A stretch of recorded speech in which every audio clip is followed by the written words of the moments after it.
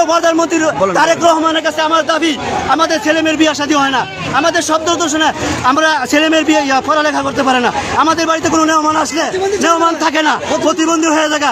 আমরা মাননীয় প্রধানমন্ত্রী তারেক রহমানের কাছে দাবি, এই সমস্যাগুলো যাতে আমরা সমস্যাগুলো, এই কোম্পানি চালাক, কোনো সমস্যা নাই, শব্দ দূষণ, বায়ু দূষণ, ভূমিকম্পন, এই সমস্যা শেষ করতে চাই।